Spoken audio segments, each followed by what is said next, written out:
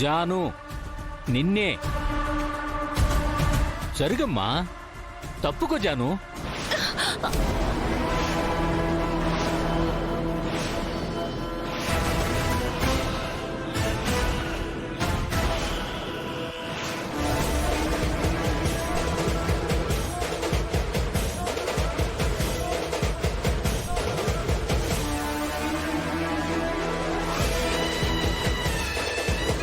వా,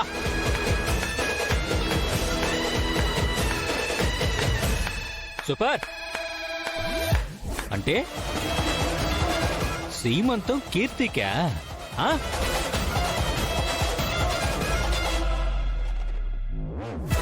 ఏం ప్లాన్ వేశారు అందరూ?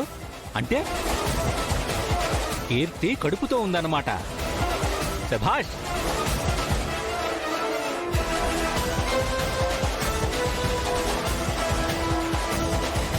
గండికోట రహస్యం అందరూ కలిసి బానే దాచారన్నమాట.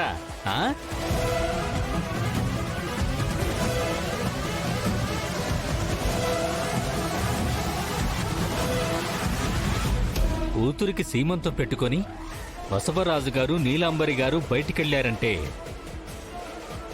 అసలు ఈ విషయం గురించి వాళ్ళకి తెలియకుండా దాచిపెట్టి సీమంతం చెయ్యాలని చూస్తున్నారన్నమాట. అంతేనా?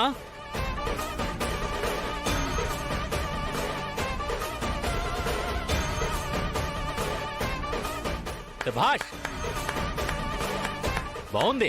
అన్నయ్య, అన్నయ్య ప్లీజ్ అన్నయ్య, అరచి గోల చేయకు. ఎవరికి తెలియదు. తెలిస్తే ప్రాబ్లం అవుతుందనే కదా మేము ఇలా ప్లాన్ చేసింది. అంటే మీరే కావాలని వాళ్ళని బయటికి పంపి ఈ గూడు పుట్టని మొత్తం చేస్తున్నారన్నమాట.